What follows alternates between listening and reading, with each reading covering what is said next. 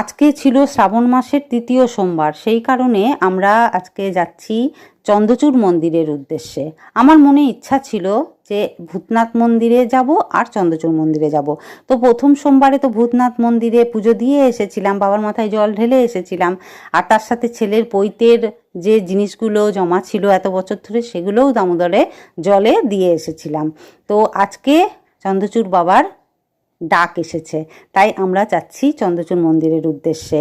তো ওয়েদারটা খুবই সুন্দর রয়েছে, রাস্তায় একটু জল কাদা জমেছিল। মন্দিরে পা দিতে না দিতে আমাদের মাথায় ত্রিশূল এঁকে দিয়ে চলে গেল। তো ছেলেটার সঙ্গে আমরা একটু মজাই করছিলাম। তো আরেকজন দাদা এসে বলল যে দান ধ্যান খুব মুক্ত হস্তে করতে হয়, ছেলের খুব উন্নতি হবে। আমরা একটু মজাই করছিলাম, আমি তো দিতামই, বাচ্চা ছেলে। তো তারপরে আমরা এখান থেকে ওর যেটা চেয়েছিল সেটাই দিয়েছি। তারপরে আমরা চলে গেলাম মন্দিরের উদ্দেশ্যে। মন্দিরে প্রচুর ভিড় ছিল, কিভাবে যে জল ঢাললাম, কার মাথায় জল ঢাললাম নিজেও জানি না।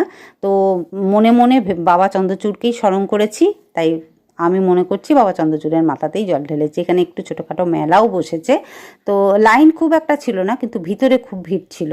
তো একটা ডালাও নিয়ে নিয়েছিলাম পুজো দেওয়ার জন্য। তারপরে ভিতরে গিয়ে জল ঢেলে, এই দেখো চন্দ্রচূড় মন্দির, জল ঢালার পরে ভাবলাম পাশেই মায়ের মন্দির, তো মাকে দর্শন না করলে কি করে হবে। তো এখান থেকে বেরিয়ে আমরা চলে গেলাম মাকে দর্শন করতে।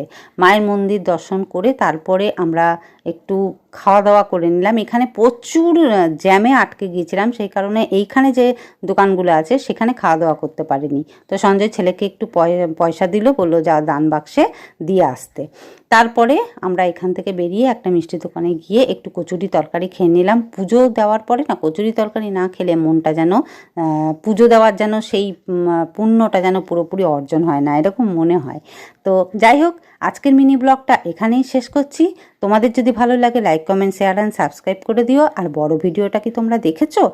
যদি না দেখে থাকো এক্ষুনি চ্যানেলে চলে যাও, সোনালিজ হোম, সেখানে গিয়ে বড় ভিডিওটা দেখে নাও। তাহলে আজকের মতন টাটা, দেখা হচ্ছে আবার পরে।